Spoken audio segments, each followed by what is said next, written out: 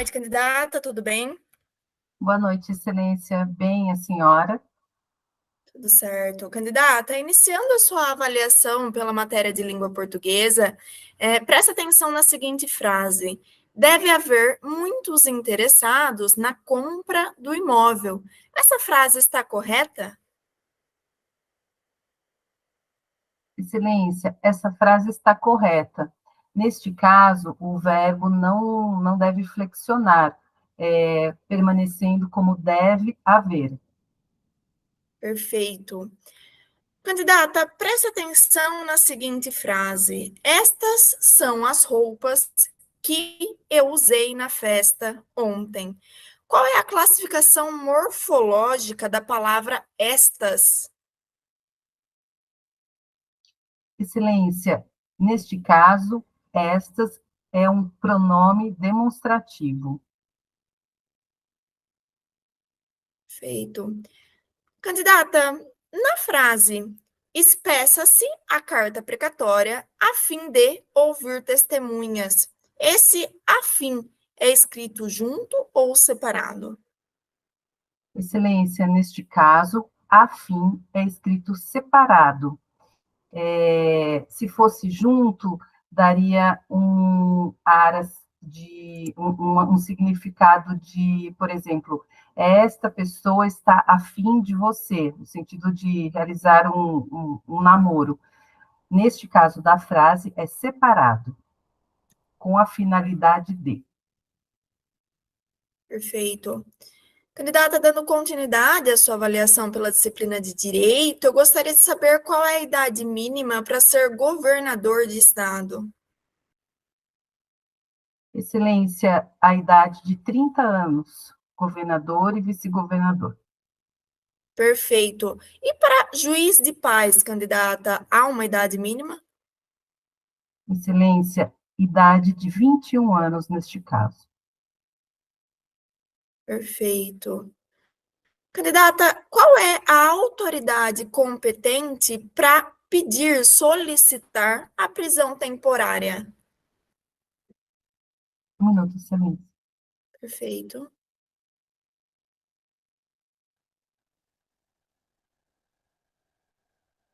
Excelência, para solicitar, pedir ou requerer a prisão temporária, é realizada por meio do delegado de polícia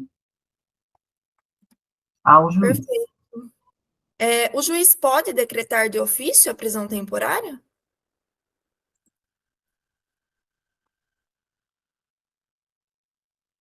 Excelência, infelizmente eu não me recordo sobre esse tópico.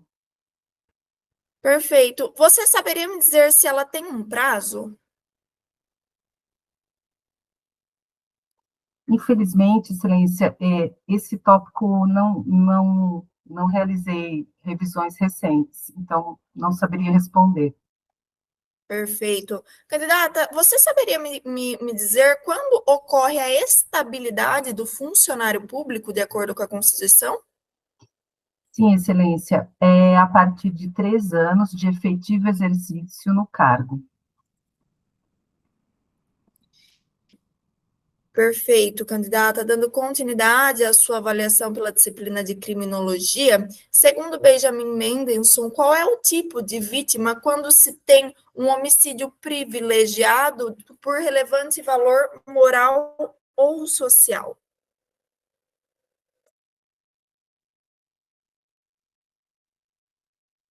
Neste caso, Excelência, a vítima é mais culpada que, que o criminoso, porque este agiu com relevante valor moral ou social, logo após a injusta provocação. Perfeito. Candidata, se uma vítima de estupro vai até a delegacia de polícia e ela é destratada e maltratada, além de ser descredibilizada pelos funcionários que ali trabalham, isso se trata de algum tipo de vitimização? Sim, Excelência, uma vitimização secundária, também chamada de revitimização, quando a vítima, infelizmente, passa por isso durante, por exemplo, inúmeros depoimentos desnecessários ou como citados pela excelência. Perfeito. Candidata, no que consiste a seletividade do sistema penal para a criminologia? Excelência, isto tem uma certa semelhança, por exemplo, com o que ocorria na escola, numa das escolas com o etiquetamento, por exemplo, nas escolas mais contemporâneas, onde, devido ao estereótipo da criminalidade estar mais concentrada em populações menos favorecidas, populações, às vezes, com etnias raciais específicas, elas acabam sendo estereotipadas e mais alvo do sistema policial, por exemplo. Então, tudo vem de um contexto social no qual estamos inseridos. Perfeito, candidata. Muito obrigada e boa sorte. Obrigada. Renata, muito bom, tá? Obrigada. Você desculpa que tem algumas coisas que, como eu não estou estudando focada para esse edital, acabou que eu não sabia, porque eu não estudei. Quando a gente fala de prisões dentro da matéria de processo penal, embora você não esteja estudando para esse edital, se você for para a sua prova oral, prisões é um tópico que tem que estar na ponta da sua língua, tá?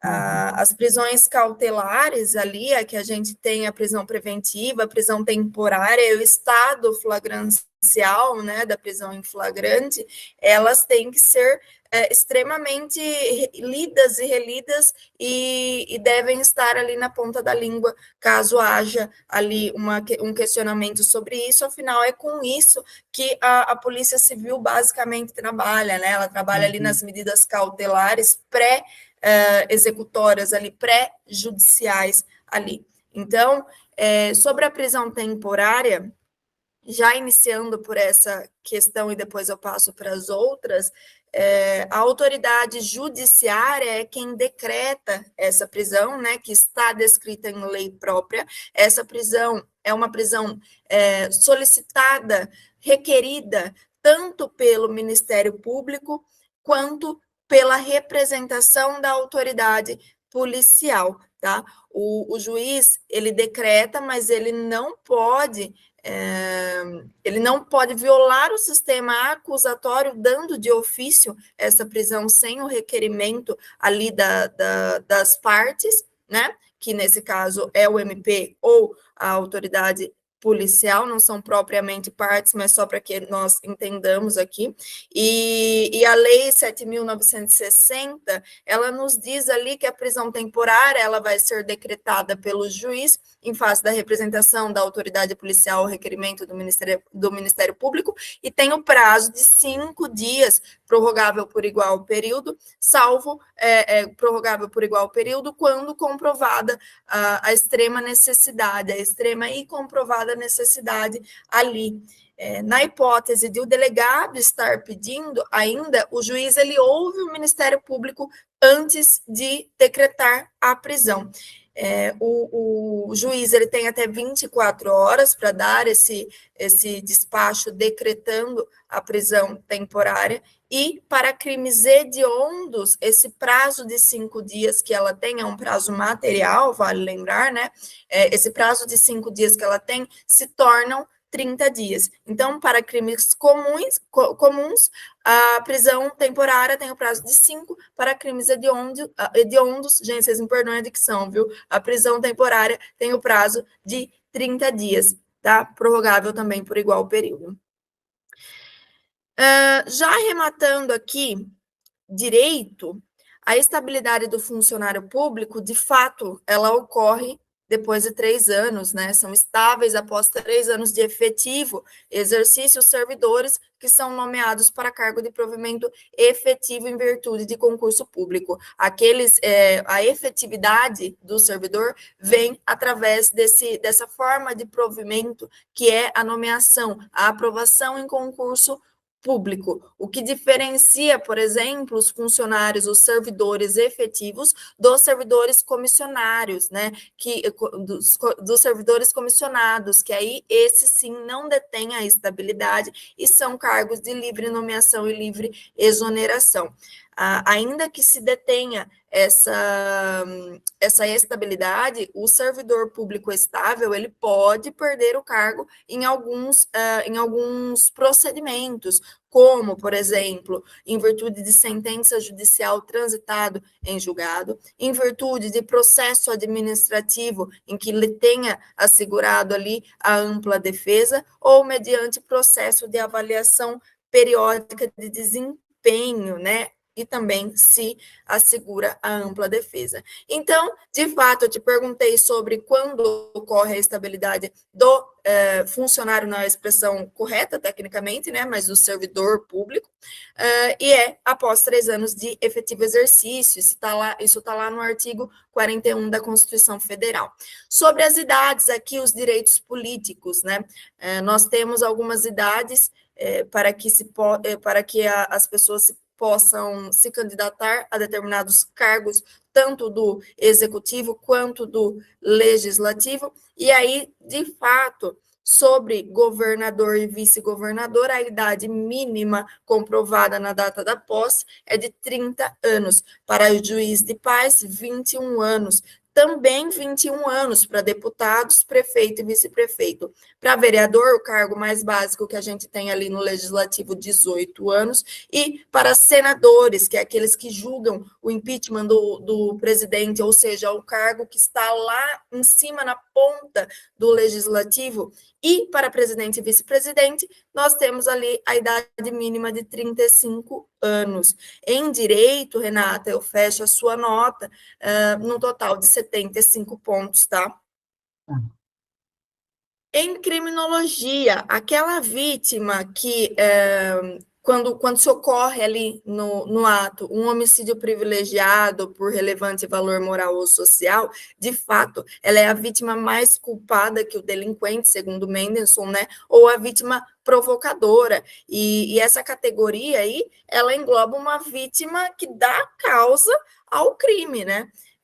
Então, são os casos de lesões corporais e de homicídios privilegiados em que a vítima provocou, ela teve uma participação maior do que o próprio autor do fato, e por isso ele recebe alguns benefícios, como a redução de pena ali pela injusta provocação dessa vítima. Aqui tudo certinho. Sobre a vítima de estupro que vai à delegacia, nós estamos ali cansados dessa classificação, que é muito importante também, a gente tem que ter ela na ponta da língua. Nós temos a vitimização secundária, revitimização, sobrevitimização, violência institucional, né? Que é aquela causada ali pelas instâncias formais de controle social no decorrer do processo de registro ou de apuração do crime. É o sofrimento adicional causado pela dinâmica ali do nosso sistema de justiça criminal, que liga o inquérito policial e o processo penal. Então, ali as próprias instâncias formais de controle fazem com que a vítima se sinta novamente vítima pelo mesmo crime. Sobre a seletividade do sistema penal, aqui eu te senti um pouquinho insegura, mas é exatamente isso que você me trouxe. A seletividade ela está muito ligada ali às teorias do conflito, principalmente a teoria do etiquetamento, e além disso aos processos de criminalização, né, que se refere ao fato de que nem todos os atos considerados criminosos são tratados da mesma maneira pelo sistema de justiça criminal, né? E a seletividade envolve a tendência do sistema penal focar em determinados grupos sociais, como você me trouxe ali, as causas étnicas e raciais desses grupos sociais, e são essas minorias que acabam em situação de vulnerabilidade e acabam sendo vítimas desse sistema penal. A seletividade também diz que outros crimes que normalmente são cometidos por pessoas de maior poder econômico recebem menos atenção ali, são tratados de forma mais branda. E aí essa seletividade do sistema penal nos traz que a ordem jurídica ela e o sistema de controle social formal ajuda a manter essa desigualdade social entre as classes que são dominantes e as classes que são dominadas, né? Perfeito. Aqui em criminologia eu te daria uma nota de 100 pontos. Sobre português, Renata, sobre o afim junto e afim separado. O afim separado, ele é uma locução prepositiva, indicando ali a finalidade de alguma coisa, né? E o afim junto é a afinidade, né? O afim junto é um adjetivo que significa que algo é semelhante, próximo, que possui afinidade. Como eu falar que biologia e química são matérias afins, mas aqui você cometeu um erro. Quando eu digo que alguém é afim de outra pessoa, esse afim foi reduzido dessa locução prepositiva aqui que nós temos em português. Então, ainda assim, quando eu digo que fulano está afim de você, esse afim também é separado. Nós usamos a palavra afim junto, o adjetivo afim junto, apenas quando nós tratarmos de coisas que são semelhantes, coisas que são iguais, tá? Mas aqui você respondeu certo o exemplo que está errado, assim, né? Porque o afim separado trata ali da finalidade, do objetivo, de meta. Agora, sobre o pronome demonstrativo nessa frase, muito bom. Essas são as roupas que eu usei na festa, de fato é um pronome demonstrativo. Os pronomes demonstrativos, eles são aqueles que situam as pessoas, coisas ou coisas no tempo e no espaço, né? Postas em relação ali às pessoas do discurso. Nós temos pronomes demonstrativos variáveis e invariáveis, né, de primeira, segunda e terceira pessoa. Os variáveis masculinos, em primeira pessoa, este, em segunda pessoa, esse, e em terceira pessoa, aquele. Os pronomes variáveis femininos, em primeira pessoa, esta, em segunda pessoa, essa, em terceira pessoa, aquela, ou os plurais, né, respectivos, e nós temos também os invariáveis, que é isto, isso ou aquilo, tá? Então, aqui corretíssimo, estas são as roupas, estas, nesse caso, é um pronome demonstrativo.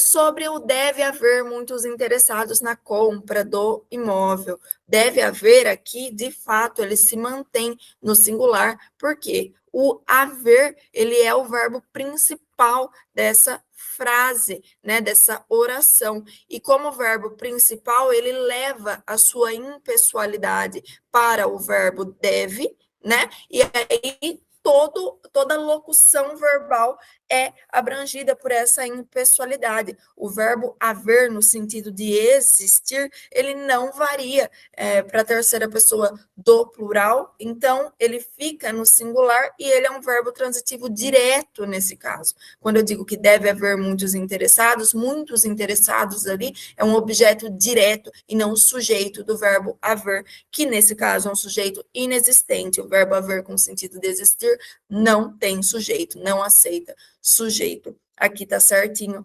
também. Em português, eu fecho a sua nota com um total de 95 pontos, Renata. Deixa eu fazer a soma para você.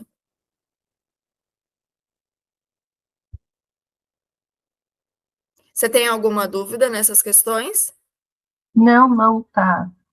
Entendi tudo. Obrigada. Explicado?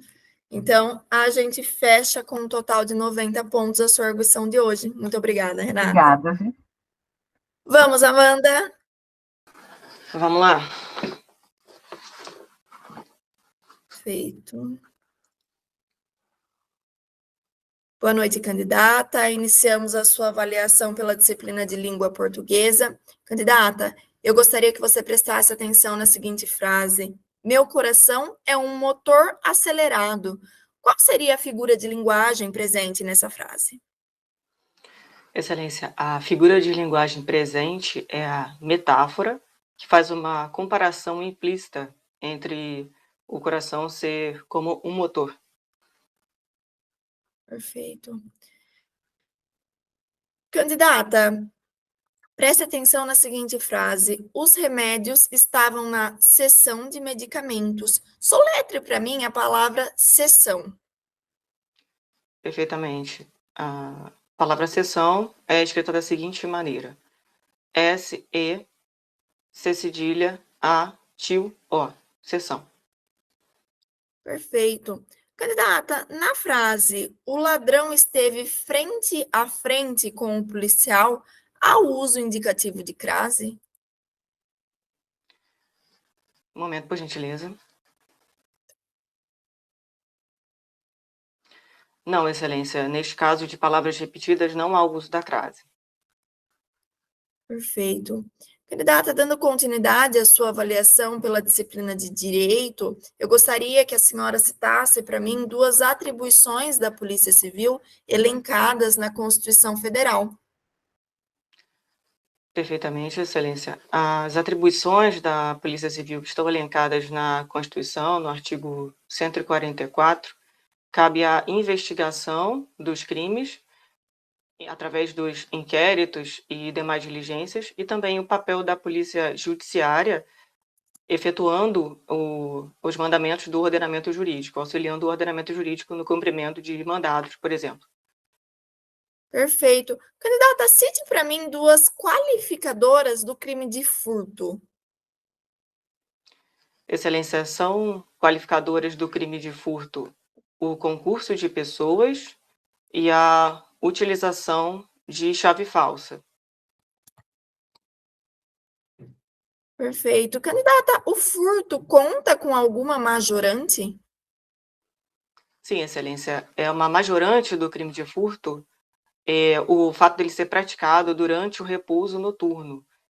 Vale atentar que o repouso noturno não consta de um horário específico, e sim se ele se adequa ao local em si, locais que têm costume de dormir mais cedo ou mais tarde, e também não diz respeito à vítima estar em casa, no domicílio, no caso, ou até mesmo estar acordada ou não.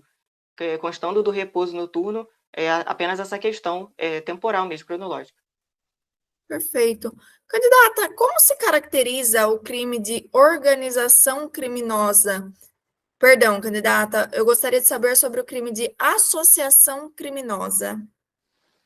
Perfeito. O crime de associação criminosa é previsto na parte especial do Código Penal, consiste na associação de 3 ou mais pessoas para o cometimento de crimes e obtenção de vantagens indevidas. Perfeito. Candidata, dando continuidade à sua avaliação pela disciplina de criminologia, eu gostaria que você me dissesse o que é a Síndrome de Londres. Excelência, a Síndrome de Londres é uma condição psicológica que afeta a vítima, está sendo vítima de um crime. Neste caso, se ela estiver acometida desta síndrome, ela vai criar uma antipatia com o seu algoz, com o seu ofensor, em muitos casos, inclusive, investindo contra esse ofensor, de forma a se revoltar contra o crime que ela está sofrendo. Perfeito. Candidata, qual a diferença de prevenção direta e prevenção indireta? Um momento, por gentileza.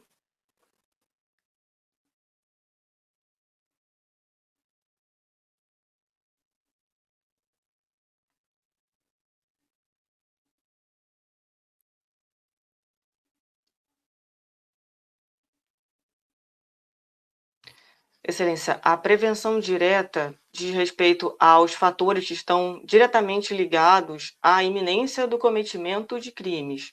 Tem associação com a prevenção secundária, que atua sobre grupos que estão vulneráveis, em risco, ou situações onde geralmente pode ocorrer crimes, como saídas de eventos musicais, onde as pessoas geralmente consomem bebidas alcoólicas, ou as próprias blitz de lei seca.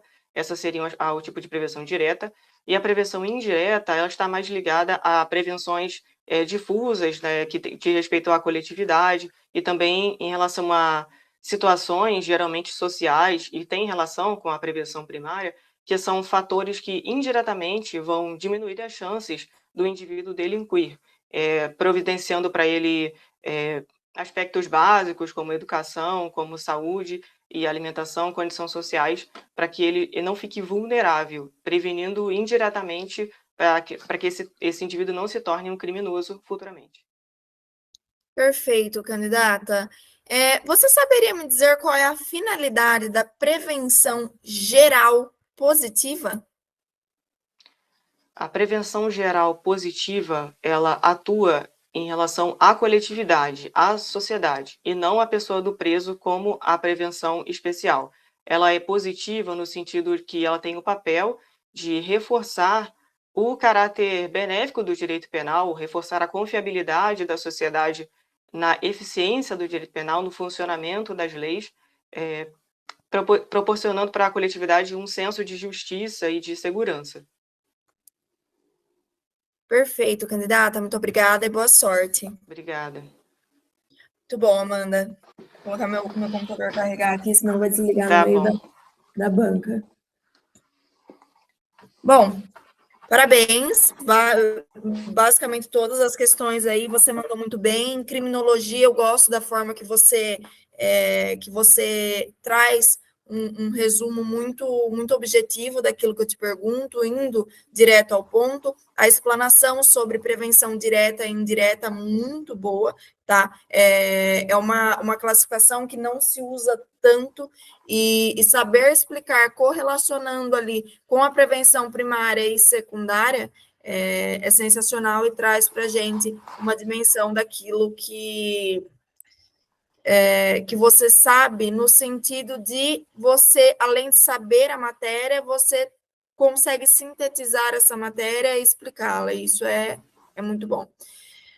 Sobre a finalidade da prevenção geral positiva, nós temos, então, nas teorias que tratam da finalidade da pena, né? Aquelas que são absolutas e relativas. As relativas são aquelas que falam sobre prevenção.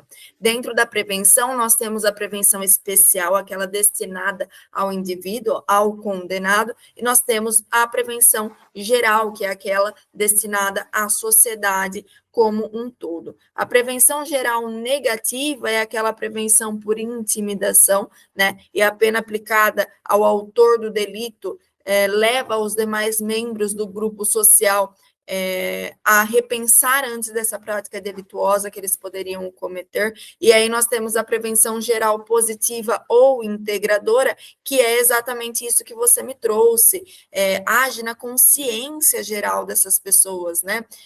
Dá a necessidade do respeito aos valores importantes da comunidade, a ordem jurídica traz aquela confiança que a população pode se ter no direito penal. Muito bom aqui. Sobre prevenção direta e indireta, é exatamente isso. A prevenção direta, ela volta seus olhos para o crime em si, né, que está em formação ali.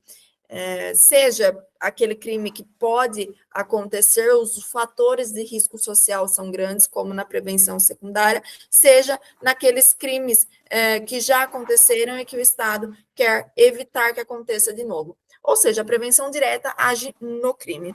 Na prevenção indireta, né, ela se caracteriza pelo conjunto de ações que visa atingir as causas desse crime, né? São, então, o indivíduo e o meio que esse indivíduo vivem são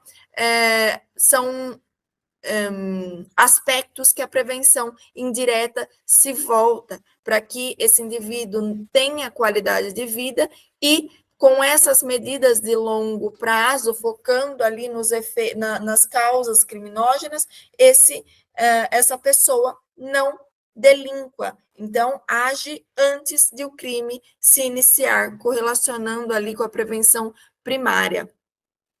Sobre a síndrome de Londres, é exatamente isso que você me trouxe, né? A síndrome de Londres, ela ocorre por diversos mecanismos psicológicos ali na vítima, em que o refém, ele se revolta contra seus algozes, né? E essa situação de confronto que a vítima tem, principalmente em crimes que envolvam a restrição de liberdade, contra essas pessoas, investindo contra essas pessoas, pode levar à sua morte. Foi o que aconteceu com o fato que gerou o nome dessa síndrome, né? Que é o fato que aconteceu lá na embaixada iraniana, em que os terroristas entraram e mantiveram ali 20 reféns entre diplomatas e funcionários da repartição. Um dos funcionários começou a discutir com esses terroristas, daí que surgiu o nome Síndrome de Londres, e ele foi executado para dar a resposta para quem estava lá de fora desse ataque terrorista. Em criminologia, então, a sua nota é de 100 pontos, Amanda. Sobre direito penal, aliás, sobre direito no geral, especificamente associação criminosa, direito penal. Você me trouxe exatamente aquilo que o artigo 288 do Código Penal traz. O crime de associação criminosa é um crime que envolve ali a paz pública, né? É um crime que é independente da prática de crimes, mas significa a associação de pessoas mantendo a sociedade toda insegura. E essa associação tem que ser de 3 ou mais pessoas para o fim específico de cometimento de crimes. E aí a pena dessa associação criminosa, ela é aumentada quando essa associação é armada ou envolve a participação ali de criança ou adolescente. Aqui nessa pergunta, muito básico, e sempre a gente vai ter que rememorar isso, a diferença de associação criminosa com associação para o tráfico com organização criminosa. Sobre o furto, então, aqui muito bom, eu te dei uma forçadinha na majorante, né, para que a gente rememorasse, então, que causa de aumento de pena no furto é só durante o repouso noturno, inclusive você me deu o conceito corretíssimo de repouso noturno, depende de cada localidade, né, é uma causa de aumento de pena, que pode ser aplicada em estabelecimentos tanto residenciais como comerciais, é uma majorante que envolve ali os costumes daquela localidade, se naquele momento a pessoa normalmente estaria em repouso, estaria dormindo ou não, e aí quando nós tratamos, por exemplo, de um centro de uma grande cidade, de uma metrópole, é diferente de tratarmos de um interior de cidade, né, em que normalmente se dorme muito mais cedo e se acorda muito mais cedo.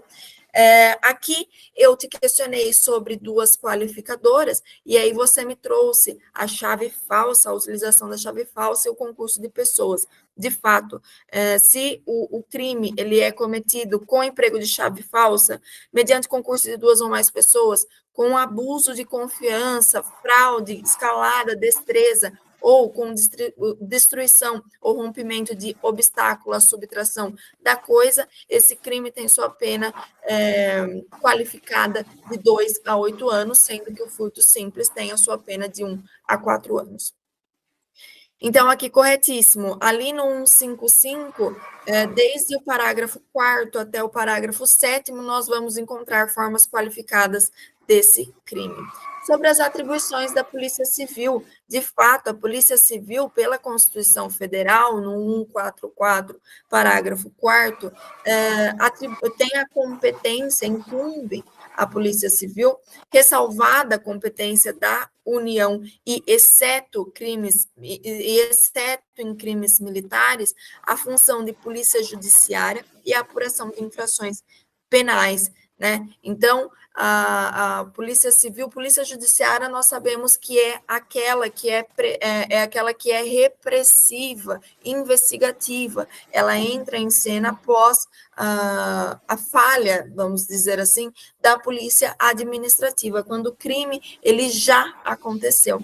E aí, a Polícia Judiciária, nós temos a Polícia Civil, que tem a competência residual, e a Polícia Federal, que cuida dos crimes de competência da União, né? E aí nós temos duas grandes funções: auxílio ao judiciário, né? Seja ali cumprindo os mandados emanados pelo judiciário, seja trabalhando ali em conjunto por meio das representações, na fase pré ali processual, nós temos, aliás, pré-judicial, nós temos ali o juiz das garantias atuando bem ao encontro dos interesses da Polícia Judiciária, e além desse convívio e desse auxílio ao Poder Judiciário, nós temos, então, a incumbência da investigação de infrações penais, né, por meio do inquérito policial, que tem como finalidade alcançar a autoria e materialidade e circunstâncias dos atos praticados. Sobre sessão aqui, então, em direito, a gente fecha a sua nota com um total de 100 pontos, Amanda. Sobre sessão aqui, né, estavam na seção de medicamentos, de fato, essa palavra se grafa com C cedilha. Nesse caso, sessão, com essa grafia, né, de SS, cedilha, A, tio, O, ela está relacionada à divisão, subdivisão, departamento, a parte de um todo. E aí nós temos a diferenciação que também sempre cai entre seção com dois S's, A, tio e O, né? Que é aquele que se conceitua por um espaço de tempo em que se realiza determinada atividade, né, com o sentido de reunião ali, assembleia, encontro. Seção como C cedilha, que significa divisão, subdivisão, departamento, como é o caso, né, seção de sucrilhos, seção de cereais dentro de um supermercado, por exemplo, essa divisão. E seção com C e dois S significa ceder, né, provém do verbo ceder, que significa doação, transferência de posse ou de direito, e aqui nós matamos esses homônimos. Aí, sobre frente a frente, né? De fato, a frase ela não possui crase. Frente a frente é uma expressão que nós temos ali uma ligação por preposição. E por falta de paralelismo, nós não utilizamos crase quando há ali duas palavras repetidas, porque nós estamos tratando só da preposição. A crase é a união de uma preposição mais um artigo. Quando eu digo gota a gota, esse a que está no meio não se refere a um artigo mais uma preposição. Certo? Então, gota a gota, ponta a ponta, dia a dia, frente a frente, uma a uma, cara a cara, corpo a corpo, lado a lado, nada dessas expressões, nenhuma dessas expressões tem crase. Sobre meu coração é um motor acelerado, aqui, de fato, é exatamente essa palavra que eu esperava de você. A figura de linguagem é uma metáfora, né? E a metáfora significa pegar dois substantivos e aproximá-los através de semelhança. Quando eu digo que aquele menino é um touro, significa que eu acho aquele menino forte como um touro, mas eu não utilizo esse conectivo, não deixando essa comparação explícita. A metáfora é uma comparação implícita quando se aproxima por semelhança. Perfeito, também em português, a gente fecha a sua arguição hoje com um total de 100 pontos, Amanda. Parabéns. Yes. Obrigada. Imagina. Valeu. Até a próxima. Vamos lá, Guilherme. Vamos. Candidato, iniciando a sua avaliação pela disciplina de língua portuguesa, preste atenção na seguinte frase. Fazem 6 dias que ela nasceu. Essa frase está correta? Excelência, essa frase não está correta, pois o verbo fazer no sentido de tempo, ele é impessoal, portanto, o correto é faz.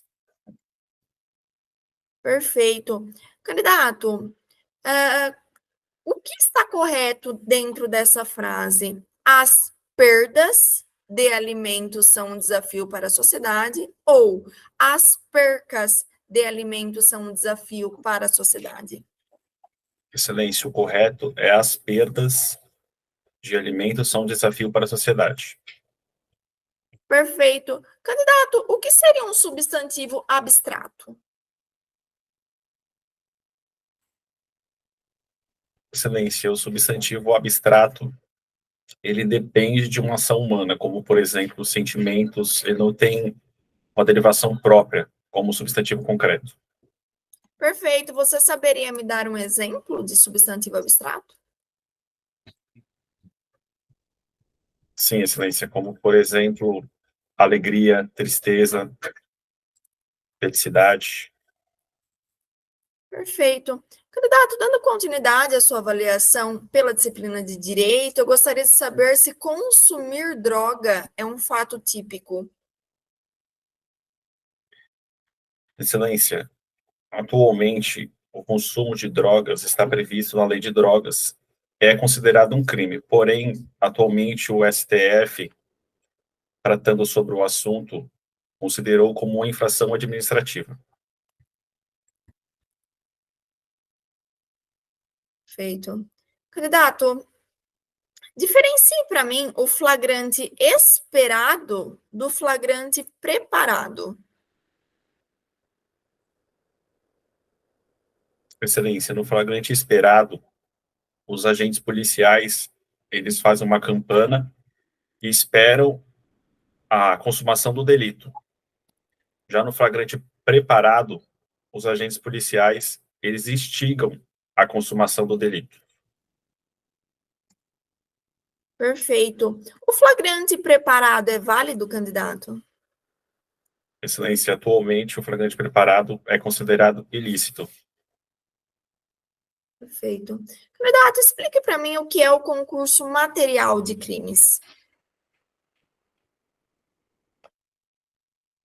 Excelência, o concurso material de crimes ocorre quando o agente pratica duas ou mais ações e tem dois ou mais resultados diferentes. Nesse caso, ele responde somando as penas. Perfeito. Candidato, dando continuidade à sua avaliação pela disciplina de criminologia, quais são as diferenças dos métodos de estudo da criminologia e do direito penal? Excelência, a criminologia, ela parte do método empírico, interdisciplinar e indutivo, sendo contrário ao direito penal, que por ser uma ciência do dever ser, ele trabalha com método dedutivo. Perfeito. Candidato, a criminologia é uma ciência independente? Só um minuto, excelência. Sim, excelência.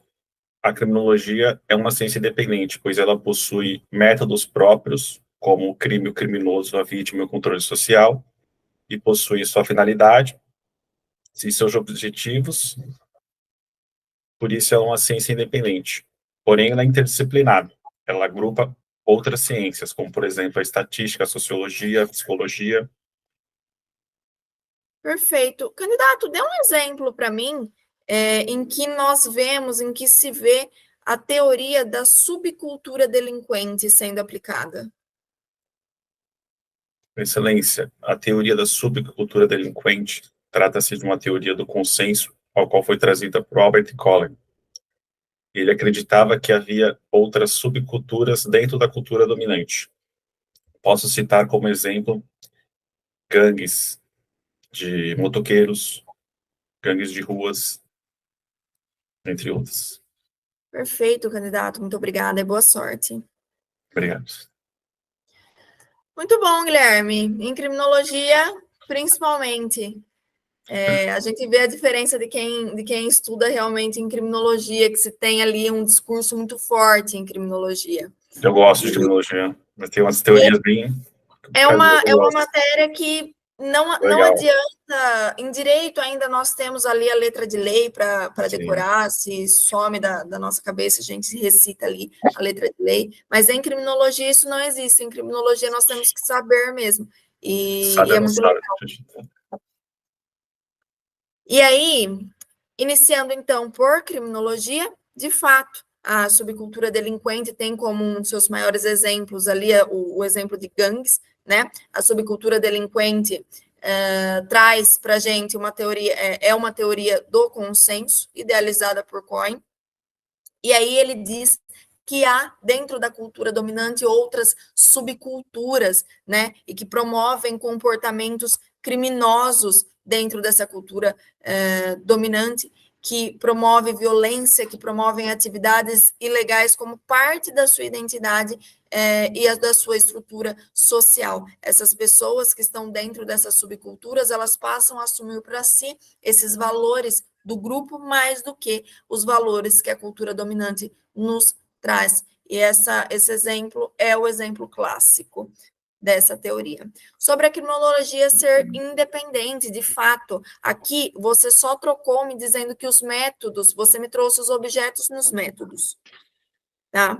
Aqui você disse, sim, ela possui métodos próprios, e aí você citou o crime, o criminoso, que são os objetos. Então, aqui, de fato, a criminologia ela é uma ciência que, ainda que interdisciplinar, ela é uma ciência independente, porque ela tem objetos de estudo próprio, ela tem métodos de investigação próprios e ela tem finalidades específicas. Sobre a diferença dos métodos de estudo da criminologia e do direito penal, a criminologia é uma ciência, como você trouxe, de pesquisa empírica, através ali dos nossos sentidos, né, da análise de dados e de teorias criminógenas no mundo concreto. E o direito penal envolve a interpretação de leis, procedimentos judiciais, né? O direito penal, ele tem uma ideia mais abstrata, ele é dedutivo, ele utiliza o método dedutivo, que parte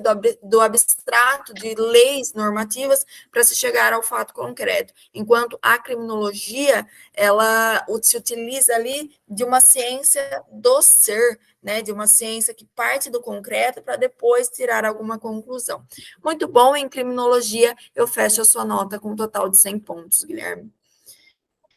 Sobre direito, o concurso material de agentes, de fato é isso que você me trouxe, né? Você quase esqueceu ali de me trazer a consequência da pena, mas me trouxe salvando os requisitos. Fazia tempo que eu não revisava, professor. Você falou que é uma coisa fácil, mas faz tempo que eu não revisava.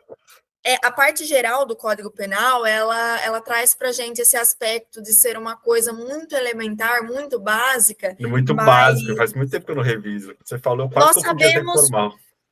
Nós sabemos quase tudo ali que está na parte geral, mas tem algumas coisas que tem alguns requisitos que, se você não ficar ali rememorando, você vai perder. Mesmo sabendo o que alguns pontinhos na questão você acaba perdendo porque você não trouxe tudo. Mas aqui não foi o caso. De fato, o concurso material está lá no artigo 69 do nosso Código Penal, na sua parte geral, e é aquele que acontece quando o agente, mediante mais de uma ação ou omissão, pratica mais de 2 crimes, né, que podem ser idênticos ou não, e as penas, nesse caso, elas se somam, né, se aplicam cumulativamente. No caso de ser aplicada penas de maneira cumulativa de reclusão e de detenção, primeiro se executa a pena de reclusão para depois se aplicar a pena de detenção.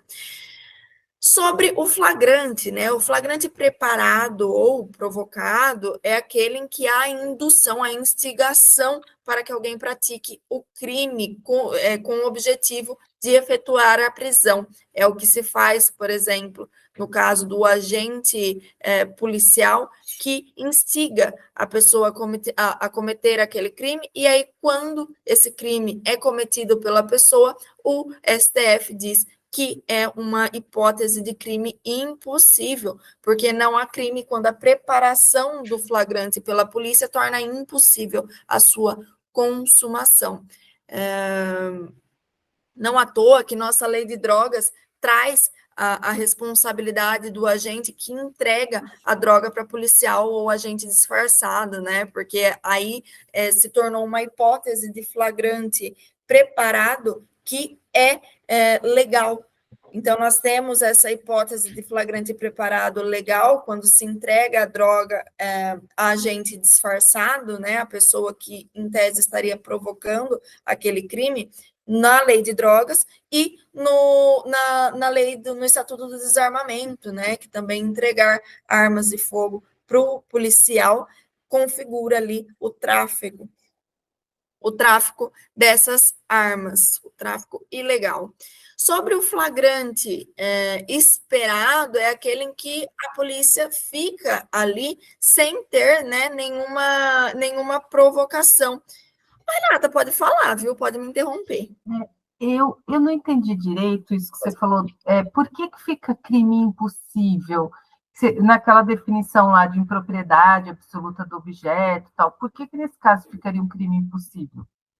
Porque nesses casos, veja bem, mesmo que o agente queira cometer o crime, que é o pressuposto para o crime impossível, mesmo que ele queira, ele nunca vai conseguir a produção daquele resultado.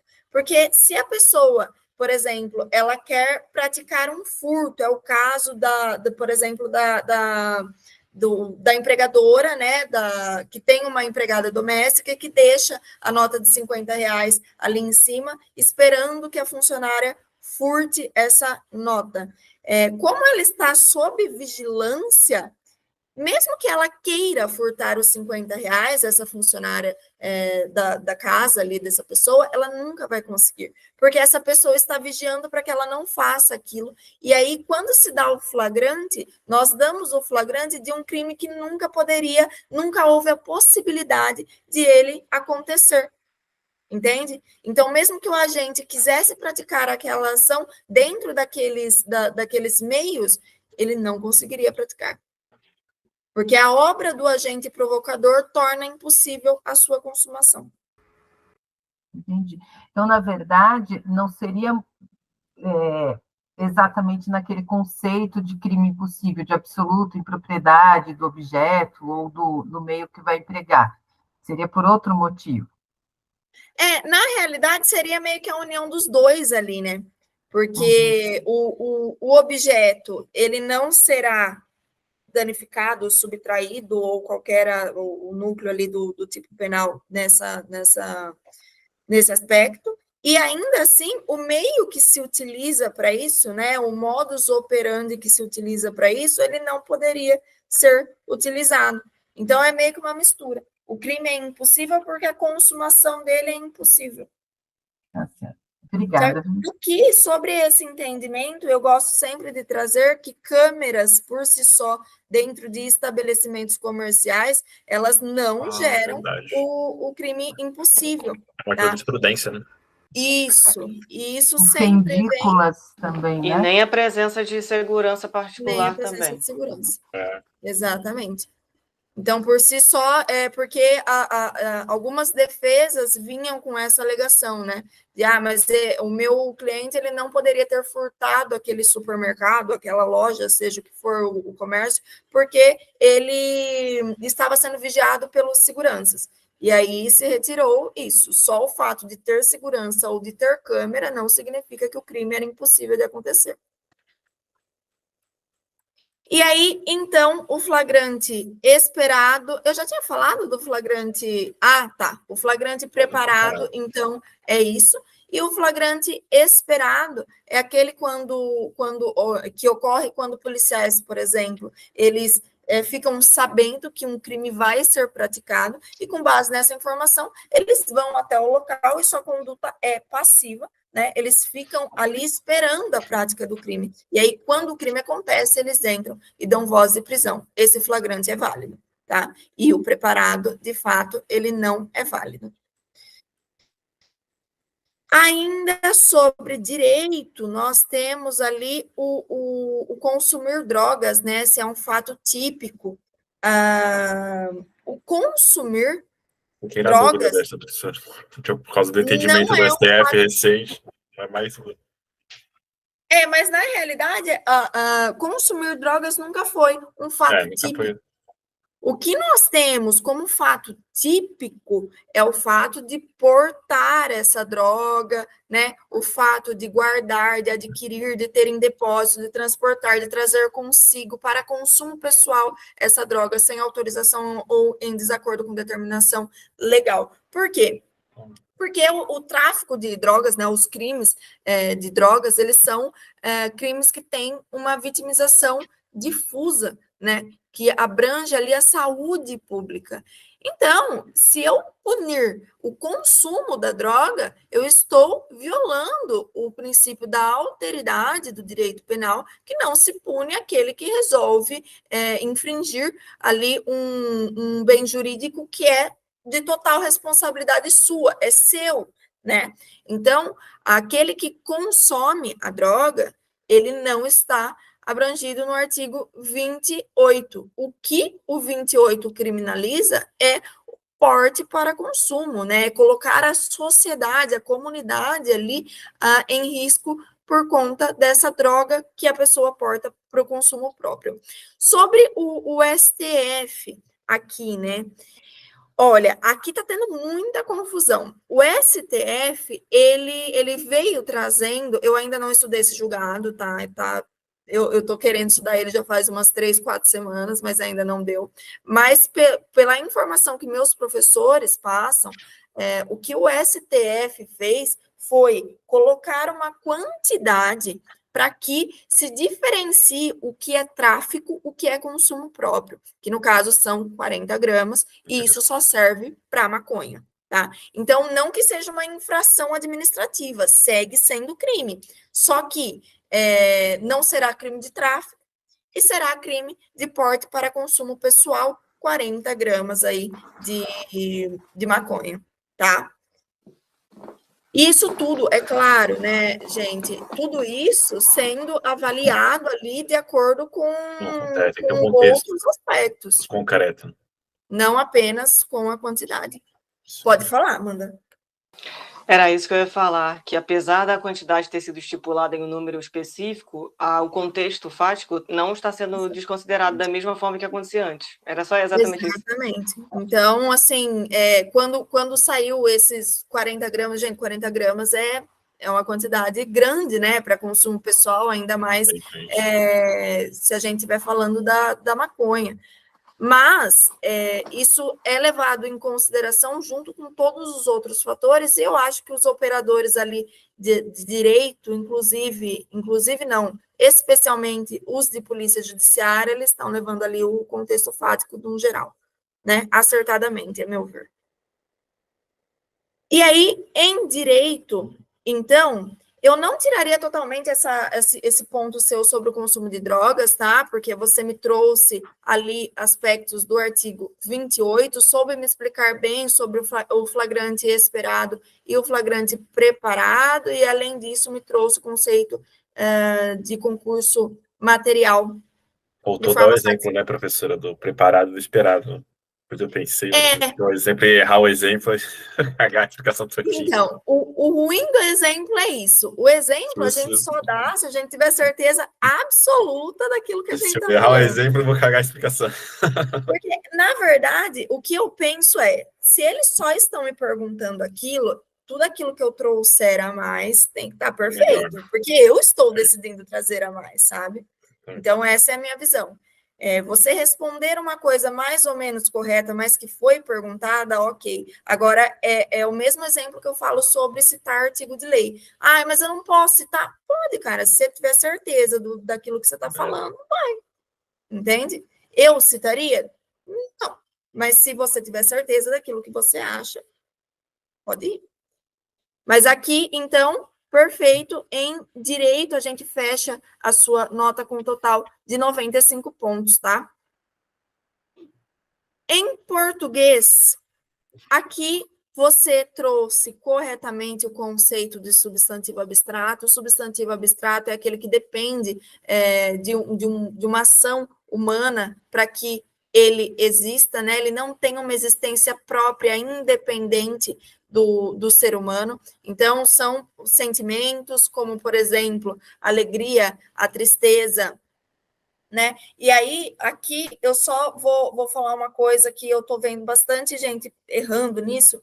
O vento, gente, vento, tudo aquilo que se sente e que tem uma existência própria, ainda que não seja palpável, ele é um substantivo concreto, assim como Deus é classificado como substantivo concreto.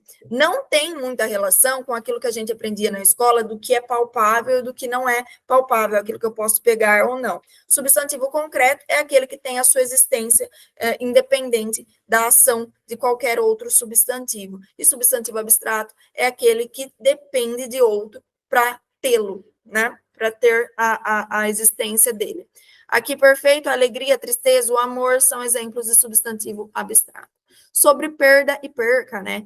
Perca é uma conjugação do verbo perder, enquanto perda é o substantivo. O correto seria as perdas de alimentos são um desafio para a sociedade. Aqui você também disse corretamente. Sobre fazer, no sentido de tempo decorrido, né? Faz 6 dias que ela nasceu. Aqui nós temos que o correto é faz 6 dias que ela nasceu, porque o verbo fazer, no seu sentido de tempo decorrido, ele é impessoal. Então, nós trabalhamos a mesma coisa que nós trabalhamos lá com haver no sentido de existir, ele tem um sujeito inexistente, é uma oração sem sujeito, e deve se manter na terceira pessoa do singular. Perfeito, aqui também, em português, nós fechamos a sua nota com um total de 100 pontos. E aí, a gente fecha a sua arguição com um total de 98 pontos, quase, hein? Obrigado, professor. Então, perfeito. Ótimo. Gente, muito bom estar com vocês. Hoje eu quase... Obrigado, eu vou parar minha transmissão aqui. Hoje eu quase não consegui estar com vocês, porque eu sou uma pessoa que desmaiou do nada, e depois eles falam que a Cadepol é